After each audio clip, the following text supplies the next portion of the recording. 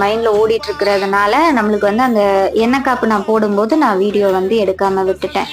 பார்த்தீங்கன்னா எண்ணெய் காப்பு வந்து ஃபஸ்ட்டே போட்டாச்சு சாமிக்கு. ஃபஸ்ட்டு தண்ணியை ஊற்றி சந்தன குங்குமம் வச்சு பூ வச்சு சாமிக்கு தீபாத்தனை காமிச்சிட்டு அதை லக்ஷ்மிக்கு குபேரருக்கு விநாயகருக்கு 3 பேர்த்துக்கும் பண்ணேன்.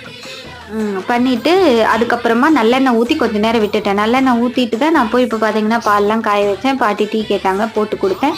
அதில் கொஞ்ச நேரம் இருக்கணும். நல்லெண்ணெய் காப்புன்னு சொல்லுவாங்க. கோவில்லையும் இதே தான் பண்ணுவாங்க. நல்லெண்ணெய் காப்பு போட்டு கொஞ்சம் நேரம் கழிச்சு தான் வந்து அடுத்தடுத்து அபிஷேகம் பண்ணுவாங்க.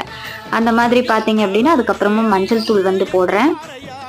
இந்த மஞ்சத்தூள் தான் ராஜவசியம் கொடுக்குங்க நம்ம பூஜை பண்ணும்போது. இப்போ நிறைய பேர்னால அபிஷேகம்லாம் பண்ண முடியாது, சிலை இல்லைன்னா நான் சொன்ன மாதிரி தான் நீங்கள் அபிஷேகம்லாம் பண்ண வேண்டாம். பசும் பால், குழந்தை பாக்கியம் வேணும்னா தயிர், அப்புறம் தேன், இது 3ஐயும் நெய்வேத்தியமாக படைங்க. இல்லை பால் தேன் இதெல்லாம் நான் வைக்க முடியாதுன்னா நீங்கள் குழந்தை வேணும்னு நினச்சிங்கன்னா தயிர் வைங்க.